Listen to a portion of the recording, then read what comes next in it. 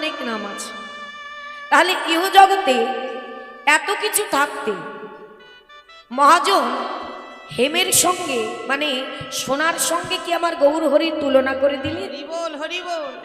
কি গো মা, এ জগতের সোনার সঙ্গে আমার গৌর সোনার কি কোনো তুলনা হয়?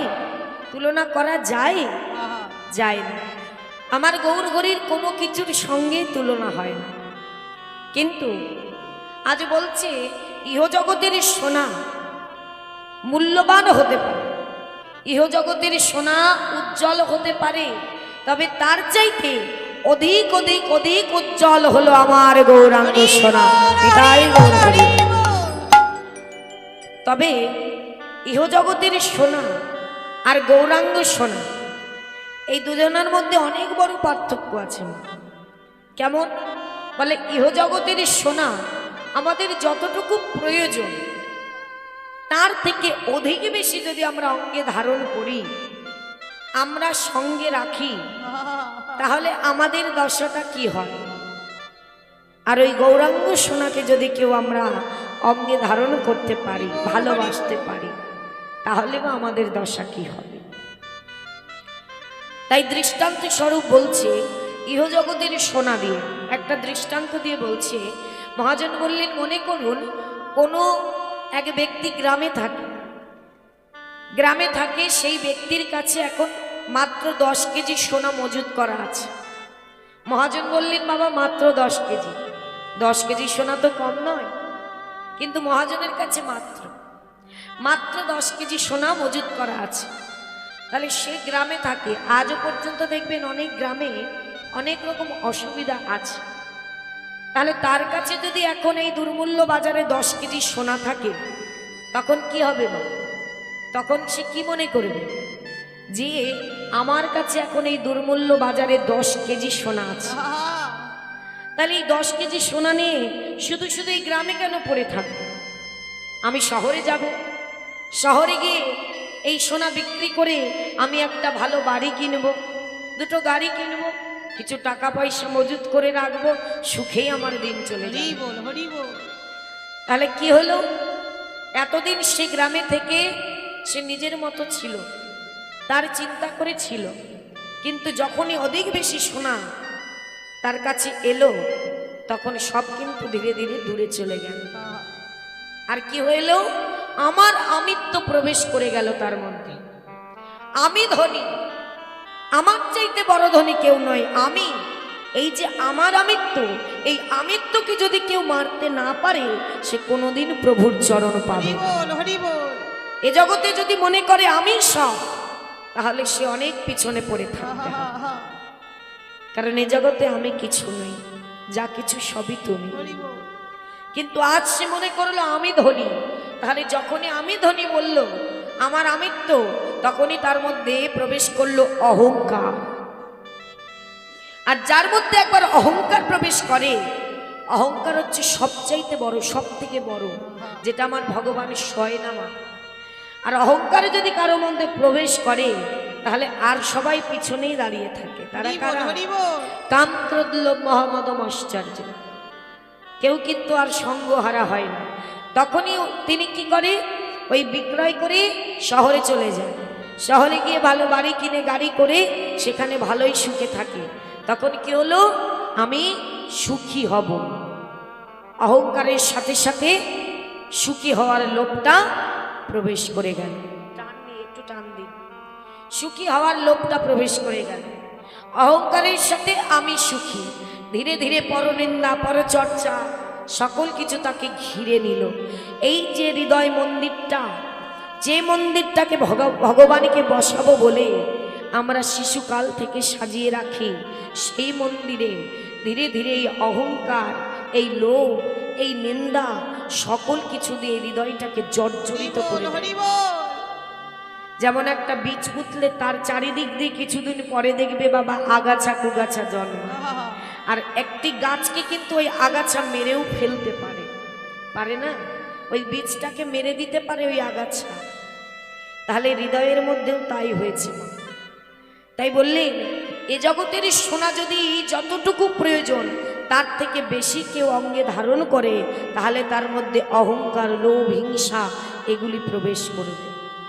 কিন্তু মাগো সেই হৃদয়ে যদি কেউ আমার গৌরাঙ্গ সোনাকে ধারণ করতে পারে, হরি বল, হরি বল, আমার গৌরকে ভালোবাসতে পারে, হরি বল। কেউ যদি আমার গৌর ধনে ধনী হতে পারে তাহলে তার দশা কি হবে মা? হরি বল। এ জগতে যে প্রকৃত একবার ওই গৌর নয়নে নয়নে দিয়েছে, একবার আমার গৌরকে ভালোবেসেছে, তার এ জগতে ছাড় মায়ার সংসার আর কিছুই ভালো লাগবে না। ধীরে ধীরে দেখবে সেই ব্যক্তি পথের কাঙাল হয়ে ঘুরে হরি বল, বেড়াচ্ছে। হরি বল। ধীরে ধীরে সেই পথের কাঙাল হয়ে কৃষ্ণ প্রাণ কৃষ্ণ বলে কেঁদে চলেছে। তার আর কিছুই ভালো লাগবে না, কারণ ওই নয়নে যদি কেউ নয়নে দিতে পারে মা, তার কি আর কিছু ভালো লাগে? এমন কত ভক্ত আছে যারা প্রভুকে ভালোবেসে তার নয়নে নয়ন দিয়ে নিজের বলতে সর্বস্ব হারিয়েছে, সর্বস্ব তাকে দিয়ে পথের কাঙাল হয়ে ঘুরে বেরিয়েছে।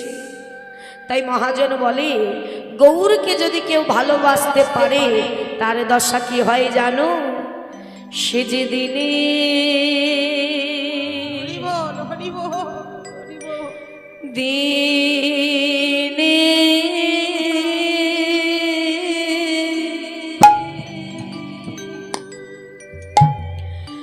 ওই পথের কাঙাল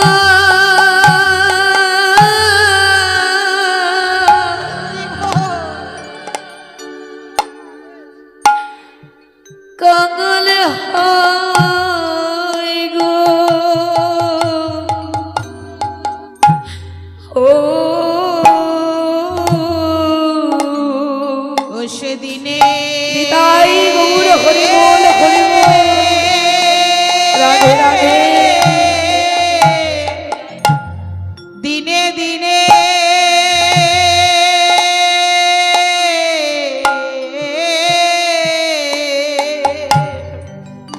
পথের কাঙাল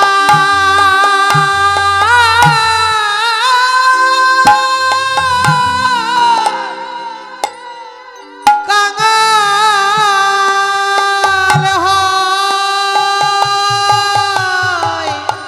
হয় গো,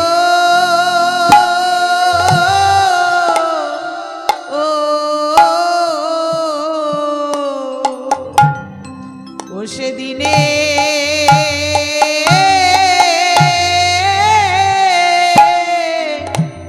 দিনে দিনে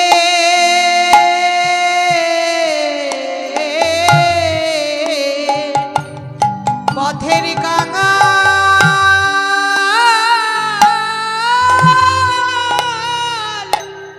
কাঙাল হয় গো,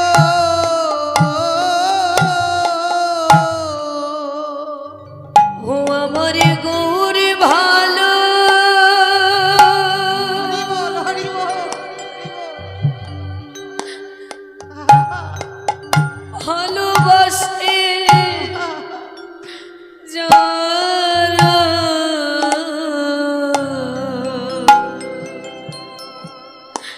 সে যে দিনে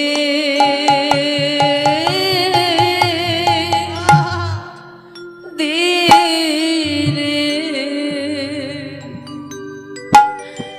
পথের কাঙাল হয় গো। আমার বাবা নিতাই গৌর হরি বল, হরি বল, হে গৌর হরি, গৌর হরি। ও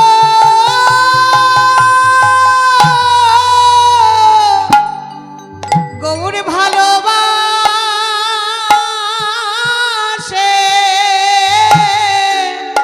বাসে যারা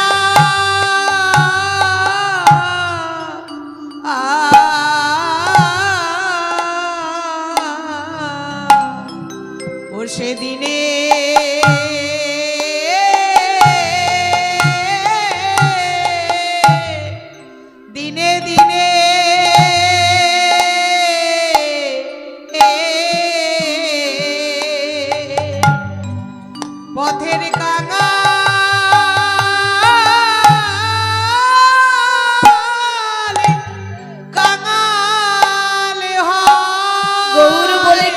মা কৃষ্ণ বলে কাঁদো, আর জন্মে হয় কি না হয়,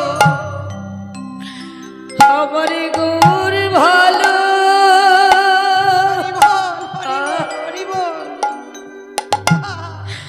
ভালোবাসে যারা, হরি বল ও মা, তারা দিনে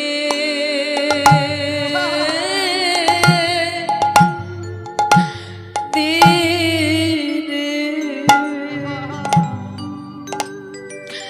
ওই পথের কাঙাল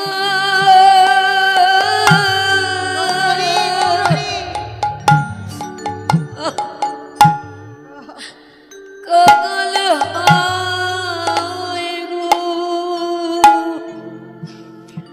ও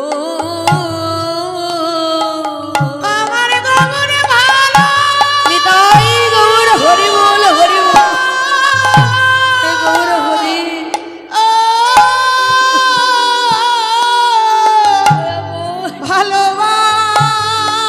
ভালোবাসে ভালোবাসে যারা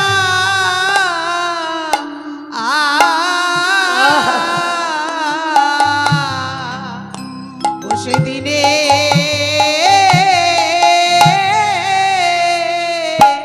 দিনে দিনে ভক্ত চরণ ধোলা মাখো গো মা, এই জীবনে পথের ধন্য করি না, আর ভাগ্যে হয় কি না হয়। হায় গো তাই মহাজন বললে, এ জগতে যদি কেউ গৌর ধনে ধনী হতে পারে, যদি কেউ গৌরীকে ভালোবাসতে পারে, দিনে দিনে তার এমনই দশা হয়, সারা জনম ধরে তাকে কাঁদতে হবে, সারা জবন বলে গৌর গৌর বলে কাঁদতে হবে। তবে মা, তোমরা তো প্রকৃত ভক্ত, তোমরা তো জানো যে এই কৃষ্ণ বলে কাঁদায়, গৌর বলে কাঁদায়, কত সুখ কত আনন্দ পাওয়া যায়। এই নয়নের জলে যে কত সুখ কত শান্তি লুকিয়ে আছে তোমরাই তো জানো। তাই আজই মহাজন বললেন তাকে পদে পদে কাঁদতে হয়, তবে সেই তো চির সুখী যে গৌর চরণকে ভালোবাসতে পেরেছে, যে গৌরকে নিজের হৃদয়ে রাখতে পেরেছে, হে জগতে সেই তো ধনী। নাকি কারো পাঁচতলা বাড়ি আছে সে ধনী? ওই ঘরের ভেতরে গিয়ে জিজ্ঞাসা করে আসো, ওই পাঁচতলার মানুষটাকে জিজ্ঞাসা করো যে তুমি কেমন আছো, বলবে সংসারে জ্বালায় আর ভালো লাগে না। আর পথ দিয়ে চলে যাওয়া তোমাদের মতো ভক্ত, যাদের নিজের বলতে কিছু নাই, তাদের কাছে যদি কেউ গিয়ে জিজ্ঞাসা করে, যার অঙ্গে ছিন্ন মলিন বস্ত্র, সে কি সেবা করবে তার চিন্তা নাই, প্রভু ছাড়া কোনো জ্ঞান নাই, তাকে গিয়ে জিজ্ঞাসা করো যে তুমি কেমন আছো, সে এক কথাই বলবে প্রভুর কৃপায় আমি ভালোই আছি। তবে মা, আমাদের আর হলো না, এজন্য শুধু আসা যাওয়াই সার হয়ে গেল, শুধু ভবে এলাম, সংসারে করলাম, সময় হলো চলে গেলাম। হে দয়াময়, এত সুন্দর জন্মটা তুমি দিয়েছিলে, এই কৃষ্ণ ভজিবারে দেহটা আমায় দিয়েছিলে, কিন্তু এই দেহটা পেয়ে সময় মতো আমি তোমার কাজে সেবাই লাগাইনি। তবে একদিন আমি শিশু ছিলাম, এই দেখো একদিন যৌবন হলো, ধীরে ধীরে বৃদ্ধ হয়ে বিছানায় পড়তে হবে বাবা।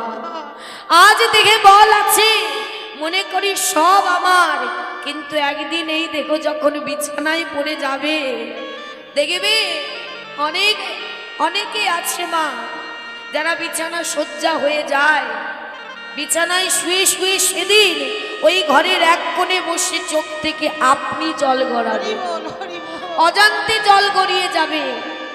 আর সেদিন ওই বিছানায় শুয়ে বলতে হবে, দয়াময় কত সুযোগ জীবনে দিয়েছিলে তুমি,